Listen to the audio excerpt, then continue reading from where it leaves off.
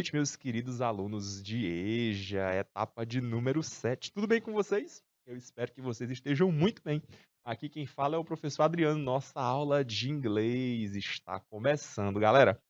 Na quarta-feira, nós tivemos a participação especial do professor Laudo Natel, trazendo aqui para a gente algumas bases, falando um pouquinho sobre os verbos modais. E aí, para hoje, a gente continua falando dos verbos modais.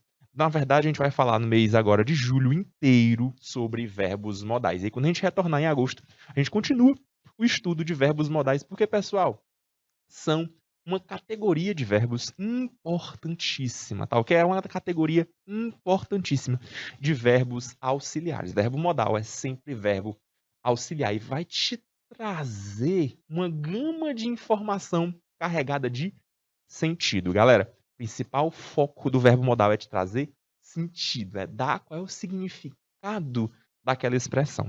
Tá ok? Vem comigo que nossa aula está começando. Sejam todos muito bem-vindos, galerinha. Olha só, hein?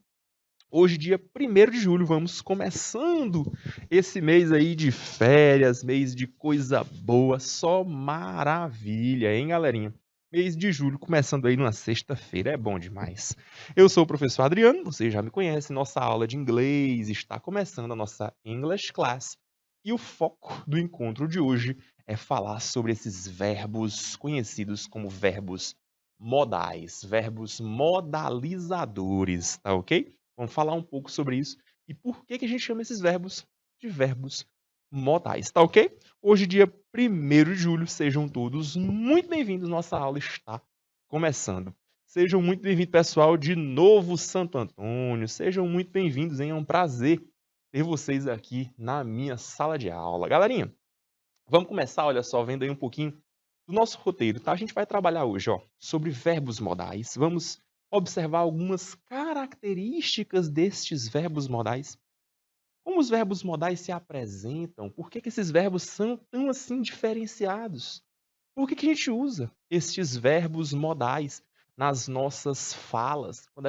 Em que situação que a gente utiliza esse verbo modal? O que você quer expressar com esse verbo modal? Então é importantíssimo que você perceba isso. E é claro, vamos praticar. Galera, verbos modais, eles têm algumas regrinhas que servem praticamente para todos. Eu vou mostrar algumas para vocês.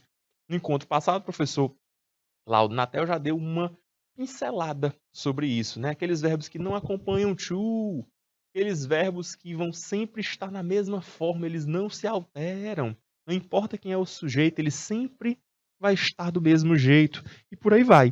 Tá ok? Essas características já são características-chave. Por quê? Porque os verbos modais vão seguir essa proposta, eles vão seguir esse modelo, essa configuração. Eles não vão ser alterados, não, eles vão continuar daquele jeito. E você vai ter essa colherzinha de chá na hora que você encontrar, aqui é um verbo modal. E aí, quando você estiver, por exemplo, na sua aula de redação, ou na hora que você estiver escrevendo alguma coisa para alguém e que alguém te der um conselho, olha, por que você não pega essa frase e modaliza essa frase? Ou seja, adiciona um verbo modal. É importantíssimo, pessoal, que você modalize, a depender, é claro, daquilo que você está escrevendo. Verbos modais, eles são importantíssimos. Eles vão te trazer esse significado. Eles vão te trazer esse balanceamento daquilo que você quer falar. E não vai te dar uma forma tão assertiva, às vezes. E às vezes é lógico, mas não precisa ser daquela maneira. Eu vou mostrar para vocês, se preocupem não. Então, vamos que vamos, né? E é claro, vamos praticar, né, galinha? Vamos praticar, porque sem prática não adianta. Então, as habilidades que nós iremos tratar no encontro de hoje são estas daqui. Observa só. A primeira habilidade que nós iremos tratar no encontro de hoje é essa daqui. Relacionar o texto em sua produção, na leitura e na sua escuta, com as suas condições de produção. Galera, observar como é que esse texto foi construído, em qual cenário, com qual objetivo, com qual autor. Perceber então, olha só o contexto. É importantíssimo que você saiba qual o contexto que o seu texto se encontra. Observar, por exemplo, o momento sócio-histórico da circulação desse texto. Quem são os leitores? Alvo, para quem é que esse texto se direciona? Quais os objetivos do seu texto? Lembrar que todo texto tem um objetivo. Ah, esse texto quer me fazer rir.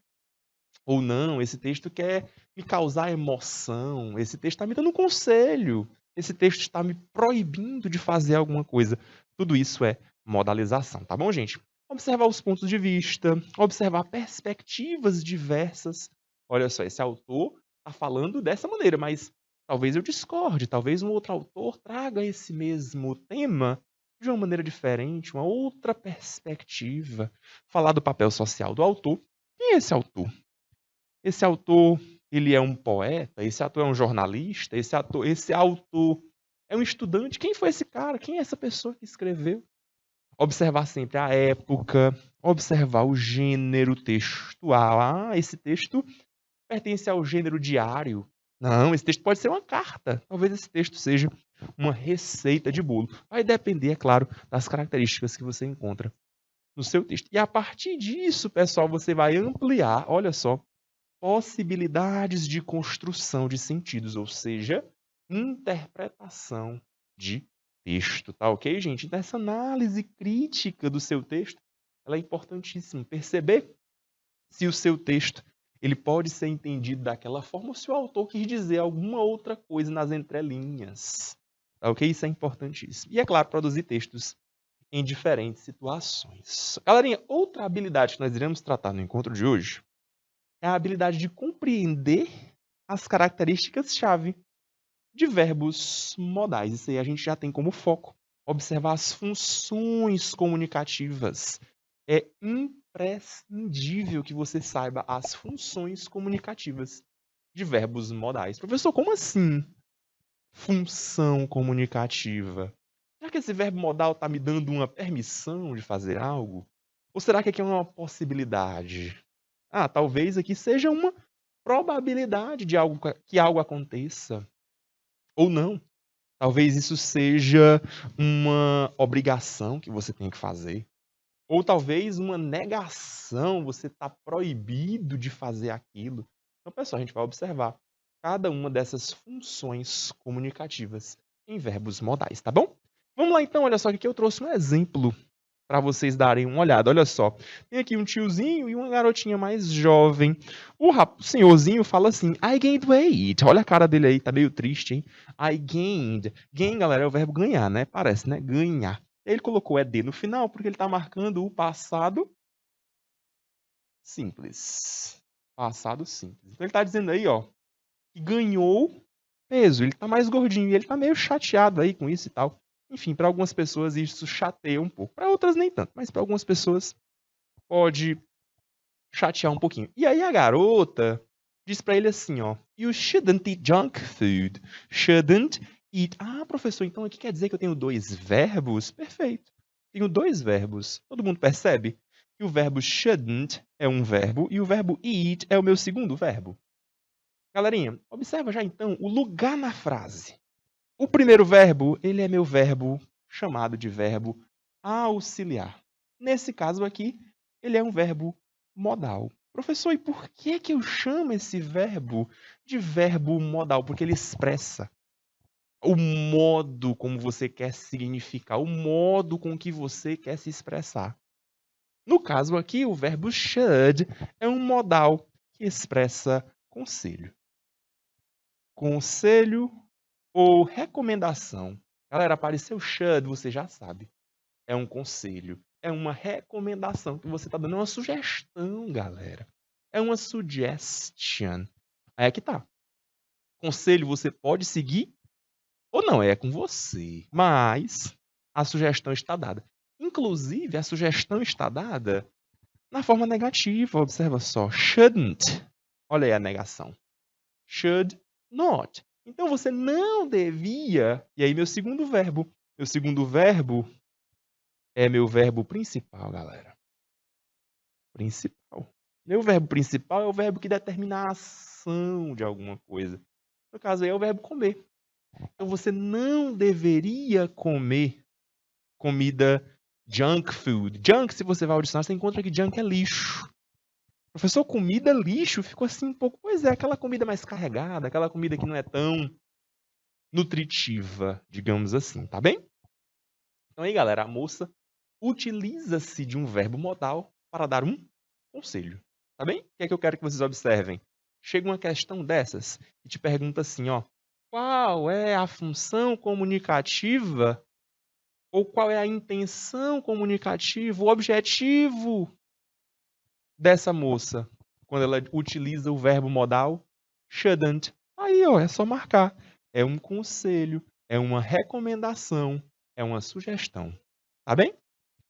Mas calma, que é só um exemplo, é só para a gente dar uma olhada, porque eu vou devagarinho com todos, ou a grande parte dos verbos modais para vocês, tá bom? Tem mais um exemplo?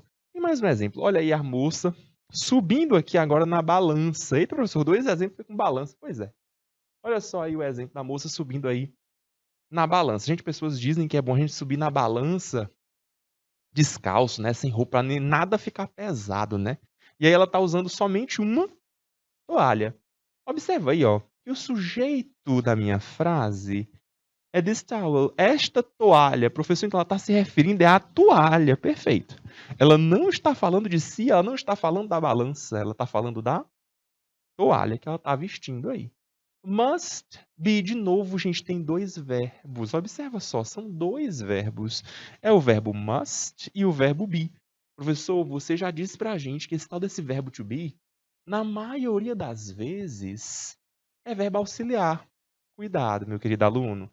Na maioria das vezes. Nesse caso, não. Professor, por que ele não é verbo auxiliar? Porque antes dele veio outro verbo, ó. Veio o verbo must. Esse verbo must, ele é um verbo que eu estou chamando de verbo auxiliar, e ele é um verbo auxiliar modal. Galera, todo verbo modal obrigatoriamente é verbo auxiliar. O contrário não é verdadeiro, cuidado. Nem todo auxiliar é modal, mas todo verbo modal ele é verbo auxiliar, tá bom? E então, certamente o meu segundo verbo, meu verbo número 2, que é o verbo to be. Esse aqui não tem como ser auxiliar, né, gente? Já tem um auxiliar, então automaticamente ele é main verb, ele é verbo principal, tá ok, gente? Ele é verbo principal. Show de bola? Verbo principal. Beleza, galera? Professor, e esse must? Ele está se referindo a quê? O que ele quer dizer? Por que ela usou esse must? Gente, ela está falando aqui, ó, que essa toalha, ela deve ser, olha aí o verbo to be, é o verbo ser, deve ser muito pesada. Então ela está vendo aí o peso e não está muito satisfeita. Então ela acha, ela acredita que a toalha é quem está pesada. Ela não, mas a toalha é quem está pesada, tá? Galera, esse must, esse verbo modal, é aquele verbo que traz a ideia de certeza, pessoal. Certeza, olha só. Esse must traz a ideia de certeza. Então, gente, ela tá falando aí, ó, que a toalha deve ser pesada, viu? Essa toalha aqui deve ser muito pesada, porque eu tô me pesando aqui e tá muito alto. A toalha deve ser, perceba, que no exemplo anterior a gente também usou o deve. Que você devia evitar comidas pesadas. E aqui também é o deve. Essa toalha deve ser pesada. Mas você consegue visualizar que são 2 coisas diferentes? O primeiro deve lá da moça dando conselho é uma sugestão. Você segue ou não? É uma sugestão que eu estou dando. Agora aqui com must, esse must é algo certo.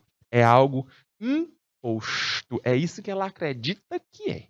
Tá bom? Então esse é um verbo modal que implica em certeza. Tudo bem, gente? Vamos fazer então a atividade? Vamos praticar um pouquinho? Questão número 1. Eu gostaria que vocês checassem qual dessas frases está gramaticalmente correta ou errada. E a partir disso você corrige aquelas que estiverem erradas. Vamos dar uma olhada? Observa aí a questão número 1. Diz assim, ó. I can't go to the cinema with you today. Galera, tem aí 2 verbos, ó. Can't, go to. Can't é meu verbo 1, que eu vou chamar de verbo auxiliar, e o go é o verbo principal. Esse can't É o não consigo, eu não posso, eu não tenho habilidade, não dá. Não dá para eu ir pro cinema com você. Gente, essa frase está corretíssima. Por quê? Porque a sequência está toda correta. Por outro lado, olha a minha frase número 2. Encontra o erro na frase número 2 para mim. Observa só o erro. Tá errado, gente. Não tem para onde tá certo isso, não. Por que, galera, que tá errado? Aqui, observa só. Eu tenho o verbo modal must. Esse é o meu verbo modal.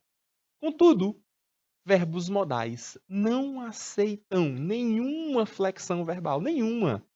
Como assim flexão verbal, professor? Esse ing é bem aqui, ó. Esse ing, galera, não cabe aqui. Tá bom? Esse ing não cabe aqui na número 2. Professor, e se eu quisesse, então, consertar essa frase, como é que eu faria? Duas possibilidades. A primeira delas é só utilizar o where sem o ing, ó. Então fica... Vou até colocar só o wherezinho para ficar bonitinho, ó. Só where.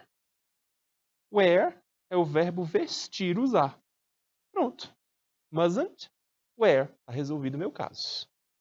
Se eu quisesse continuar usando o ing, professor, como é que eu faria? Você utilizaria um verbo to be. O verbo to be daria para você a oportunidade de usar o ing. Então ficaria be, e aí agora sim, wearing. Tá bom? Be wearing. Mustn't be wearing. Beleza? É assim que a gente forma verbo modal. Galera, verbo modal não aceita flexão. Ele não aceita ED, ele não aceita S, ele não aceita ING, nada disso. É só o verbo modal mais o outro verbo principal na sua forma base. Olha a questão número 3, a frase de número 3. You don't have to play radios in churches. Olha só. Don't have to. Eita, professor, então tudo isso aqui é um verbo modal só? E não é que é. Don't have to é um verbo modal apenas. Tudo isso aqui, ó, é meu verbo número 1, é meu verbo modal. E aí eu tenho o verbo play, olha só. Meu verbo play é meu verbo número 2. Esse verbo aqui não tem ing, não tem ed, está corretíssimo, tá ok, gente? Falhou aqui, deixa eu ajeitar para vocês. A número 2 está, ou desculpa, a número 3 está corretíssima. Qual é o erro da número 4, galera? Tá errado, viu? Número 4 não tá certo, não. E, professor, não tô enxergando o erro, não. Mas você já visualizou, meu querido aluno, que o verbo número 1 e o verbo número 2, o modal e o verbo principal, eles não podem ser separados, eles têm que estar juntinhos. Olha o que eu tenho bem no meio aqui, ó. Must to work. Não, gente. Esse to aqui tá errado, galera. Apaga esse to daí. Esse to não pertence. É só must work. Só isso, ó. Must work. Você não separa verbo modal de verbo principal utilizando o to. Não separa. Simples assim. Não separa. Número 5, então, né? Número 5 diz: I think we shouldn't go to see that movie tonight. Galera, shouldn't go. Pronto. Tá tudo corretinho. Não tem pra onde tá errado isso aqui. Shouldn't é meu verbo modal. E o verbo go é meu verbo principal. Prontinho. Tá feita a minha frase. I think we shouldn't. Eu acho que a gente não deveria ir ver esse filme hoje à noite. A pessoa tá dando aí, olha só, um conselho, uma sugestão. Eu acho que não é uma boa ideia que a gente vá. Esse é o número 5. Que tal o número 6? Rich people mustn't work. Galera, olha o erro aí. Tá errado, galera. Não tem pra onde tá certo, não. Qual é o erro dessa frase? Olha só. Mustn't é o meu verbo modal. Tranquilo, né? Esse é o meu modal. Mas olha quem tá vindo depois. Worked. Com ED, galera. Não. Verbo modal. Não aceita verbo principal com ED. De maneira alguma. Então tira esse ED do meio. Ele tá só atrapalhando. Como é que fica a minha frase correta na número 6? Mustn't work. Beleza, galera? Mustn't work. Olha que a frase aqui diz que pessoas ricas não precisam trabalhar. Ou estariam proibidas De trabalhar, sei não, né? Número 7. Does she have to go now? Olha só. Does she have to go now? Professor, eu tenho 2 verbos. Tem. Have to e go. Professor, tem mais um aqui, ó, o auxiliar. Pois é, ele é só auxiliar da pergunta. Ignora ele não tem nada a ver com a tua questão. Does tá só para te auxiliar com a forma interrogativa, só isso. Ele não tem outra função nessa frase. Você vai analisar ele? Não. Você vai analisar o verbo modal. Quem é o verbo modal aqui, galera? Have to. Have to, tá corretinho? Tá perfeito, galera. Não tem outra coisa para se fazer aí. Have to. E o verbo principal é o verbo go. Pronto, tá resolvido.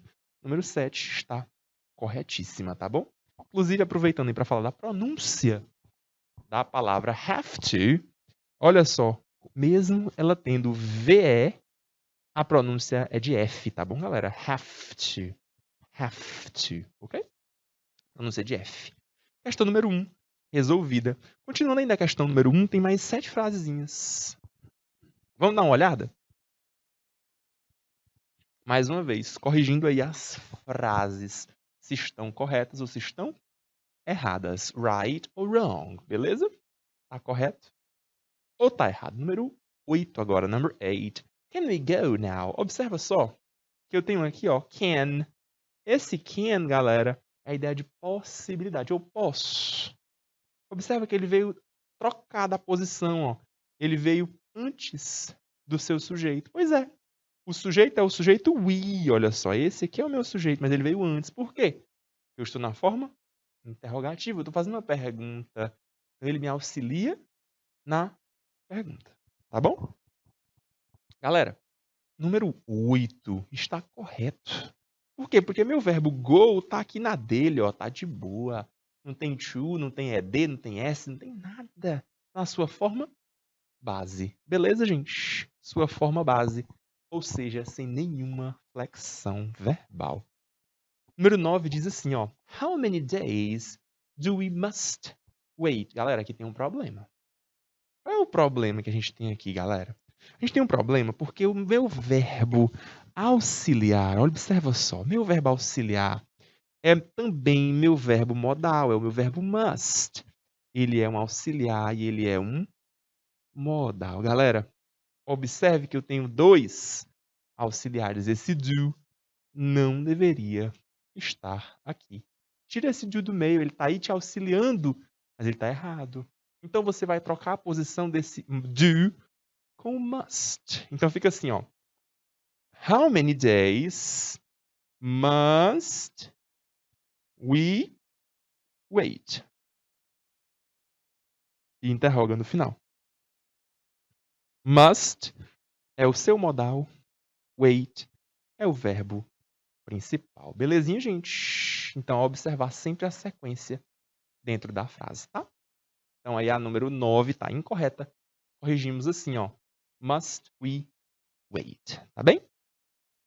Que tal a número 10, gente? We don't can. Eita, essa daqui é uma facada, galera. Tá errado.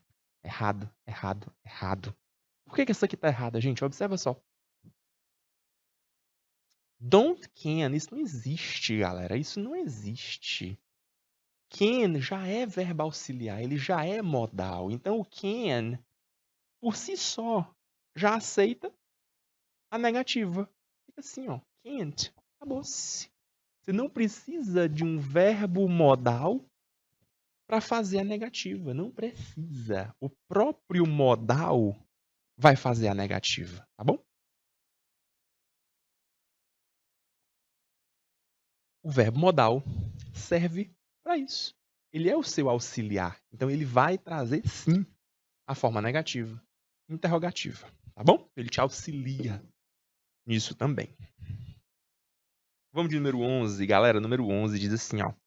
You don't have to use the stairs. Opa, não precisa usar a escada não, viu? Tem um elevador, não precisa usar a escada. Galera, observa aí que nós temos don't have to use. Eita, professor, aí tá enorme. Pois é. Esse have to, galera, ele pega a formação do presente. Então, se ele pega a formação do presente, ele precisa do auxiliar. Observa só. Então aí, professor, tem 2 auxiliares? Tem. Um auxiliar para negativa, um auxiliar para minha modalização, que é o have to, e um verbo principal, que é o verbo use. Então, gente, a frase de número 11 está corretíssima, tá ok? A frase de número 11 está gramaticalmente adequada. Só fazer aqui um parêntese bem rapidinho para falar da palavra lift, tá ok? Lift. Lift é o verbo levantar, trazer alguma coisa de baixo para cima. No caso aqui, galera, lift não é verbo. Lift é um substantivo. Lift é o elevador, tá ok? Lift é o elevador. Elevator. Galera, elevator, como eu escrevi aqui, ó. Elevator é uma variação do inglês americano. American English. Tá ok? Professor, e esse lift? É a mesma coisa, é o mesmo elevador, mas é uma variação do inglês britânico. British English. Tá ok, gente? Então, se você pensa em variação linguística, tipo português do Brasil, português de Portugal, português de Angola, são 3 línguas portuguesas diferentes. Mas, aqui no nosso caso, nós temos a mesma coisa com a língua inglesa. A língua inglesa falada nos Estados Unidos, lá eles pronunciam a palavra elevator. Já na Grã-Bretanha, no Reino Unido, o inglês britânico, não. Eles preferem utilizar a expressão lift. Tá ok, gente? É isso aí. Número 12, então, vamos lá, né? Número 12 diz assim, ó. In England, we should drive on the left. Professor, o que é que eu tenho aí, ó, de verbos? Tenho 2. Should, drive. Galera, should é o meu modal. Drive é meu verbo principal. Você percebeu que tem alguma coisa entre eles? Algum to, algum ing, algum... Não, não tem.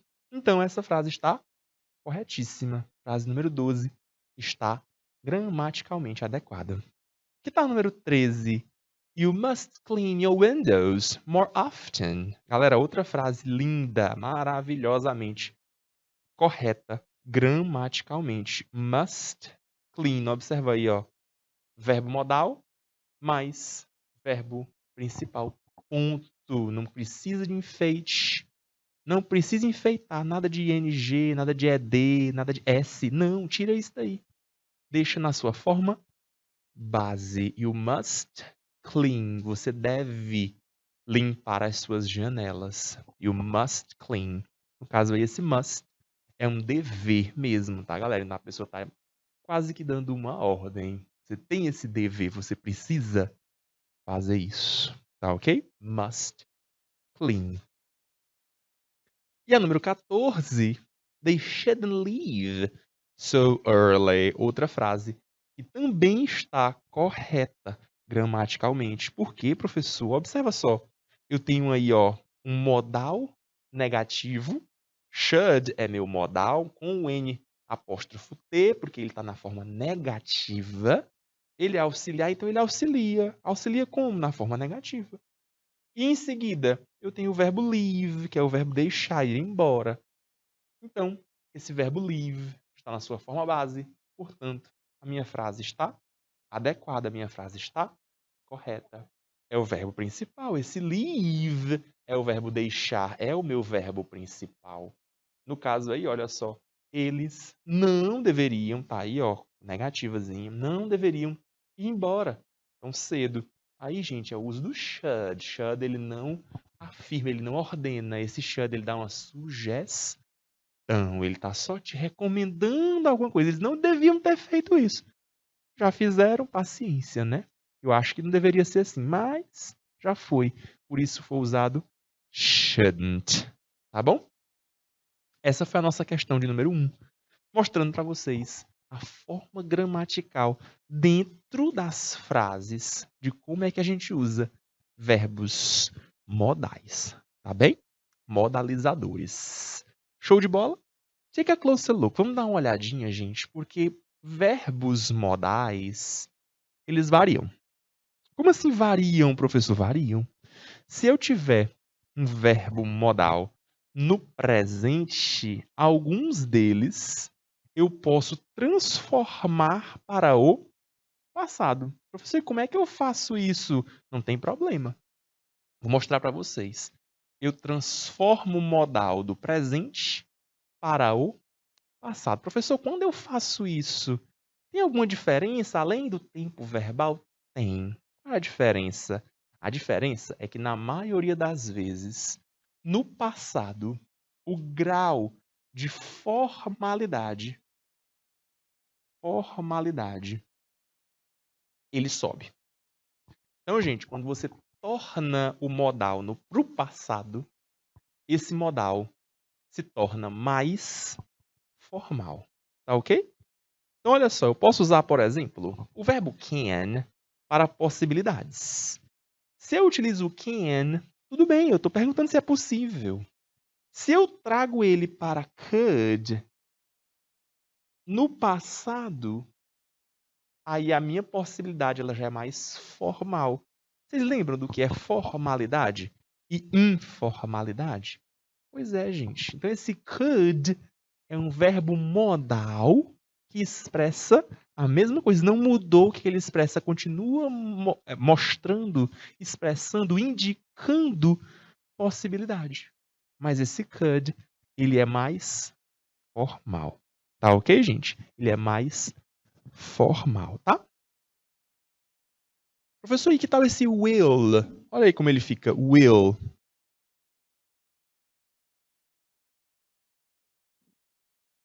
Quando transformado para o passado, esse will se torna would. Você consegue visualizar? Would. Galera, segue a sequência. É um padrão lógico. Could e agora would. Observa só. Eu só troquei a primeira letrinha, ó. Could, would. Pronto. Só isso. Agora você lembra que esse would é o passado do verbo will. Professor, se esse will expressava futuro, agora que eu trouxe ele para o passado, vou anotar aqui para vocês, ó. Esse will pode expressar futuro, porque ele expressa muito mais coisa, viu? Vou mostrar para vocês depois. Esse would, ele vai para onde, gente? Esse would, ele é o condicional, tá bom? Conditional. Ele é o meu condicional, tá bom? Ele vai marcar uma condição, tá? Ele é o condicional, ele marca uma condição. Então, ele expressa, por exemplo, aquela condição de eu deveria fazer isso? É uma condição, você pode ou não. Would you go? Você iria para essa festa? Ah, eu iria. Não é nada real, não, mas eu iria. Ou seja, eu posso dar uma condição a partir de uma situação hipotética. Tá ok? A partir de uma situação hipotética. Posso perguntar assim para você: o que você faria? Olha a hipótese, hein? Olha a condição. O que você faria se você encontrasse 10 mil reais no meio da rua? O que você faria? Você percebe que essa é uma condição hipotética? Isso não é impossível, não. Não é impossível, não. Mas eu estou aqui hipotetizando com você. Eu estou aqui imaginando coisas. O que você faria? Ah, eu entregaria o dinheiro para a polícia. Ou, eu ficaria com o dinheiro para mim, sei lá. Não, eu já procuraria por o dono. Não, eu não mexeria no dinheiro, não. Eu deixaria lá. Tudo isso aí, gente, você usaria would em inglês. I would go, I would try, I would find. Tudo usando would, tá bom? Porque ele é quem expressa condição. Tá ok, galera? É isso aí. Um outro, pessoal, que parece muito, inclusive, com will, é o shall, tá bom? Eles parecem bastante. Esse shall, ele também marca futuro. Esse shall, ele também marca futuro. E aí, quando ele é transformado para o passado, as pessoas usam muito mais ele no passado do que no presente, viu, galera? No passado, nós temos aí o verbo should, segue a sequência. Could com C, would com W e should com SH. Professor, o que é esse should? Gente, esse should é aquele modal que vai te dar um conselho. É aquele modal que vai te dar uma suggestion. Olha só. Suggestion. Beleza, gente? Vai te dar uma suggestion. Show de bola? Uma sugestão, gente. Você pode seguir ou não, é com você. É uma sugestão, tá bom? Já esses últimos dois, pessoal, eles além de aumentarem a formalidade, que é o may e o might, olha só, may, might, além de aumentarem a formalidade, o grau de formalidade, esse may, ele expressa possibilidade. Então, gente, esse may é algo mais possível. Vou pegar uma aula só dedicada para may e might, não se preocupe. Recheada de exemplos, só para may e might. Já quando ele vai para o passado, que ele vai might, continua sendo possibilidade, mas agora, gente, essa possibilidade com might é uma possibilidade remota. É uma possibilidade menor. É impossível? Não, não é impossível, mas a possibilidade de aquilo acontecer é uma possibilidade muito pequena. Tá ok, gente? É uma possibilidade muito pequena. Além, é claro, de você elevar o grau de formalidade. Não esqueça. Professor, MEI é formal? MEI é formal. MEI não é informal. Mas might, certamente, é bem mais formal do que a expressão may. Tá ok? Professor, é só possibilidade que esse may expressa? Não. Esse may também pode servir para uma permissão. Eu posso entrar? Eu posso ir embora? Eu posso pegar esse livro emprestado? Eu uso may. May I? Tudo isso eu estou pedindo por possibilidade, não por permissão.